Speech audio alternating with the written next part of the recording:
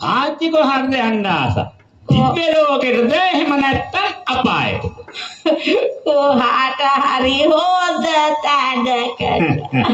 දැන් ඉතින් ඔය ආච්චි ඉන්න තත්ත්වෙ දිහා බලාපුවාම නම් අපායට ගියත් ඉතින් එච්චරම වෙනසක් දැනෙන එකක් නැහැ.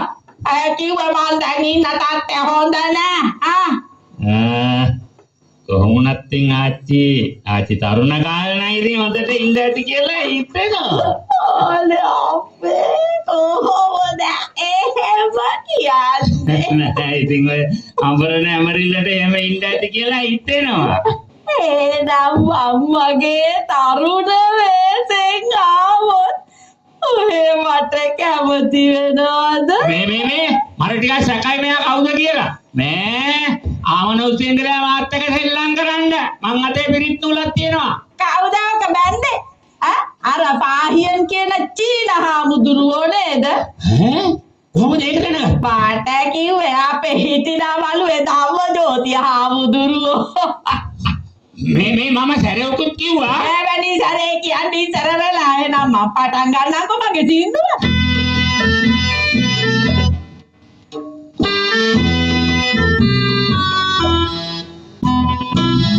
ජීවිතෙන්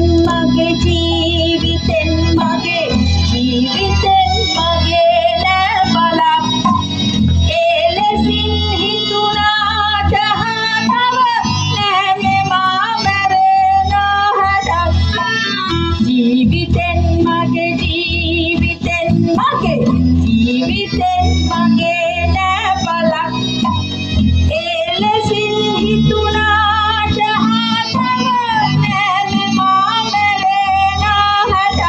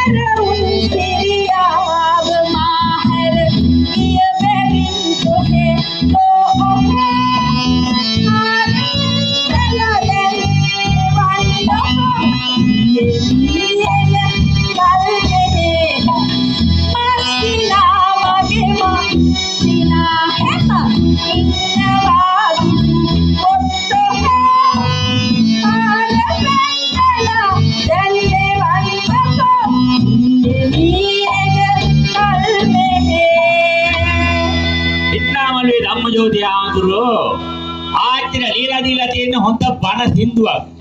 ඒ වුණාට මාසින හොයලා දෙන්න අපට නම් බෑ. නෑ නම ගිහිල්ලා හොයාගන්න එකයි. වාතෝ මස්සිනා නැවේද කොහෙද වැඩ? එහෙනම් යා වැඩ ඉවර වෙලා ගෙදර එන්නේ නැත්නම් එනම කොහින් එන්නම්?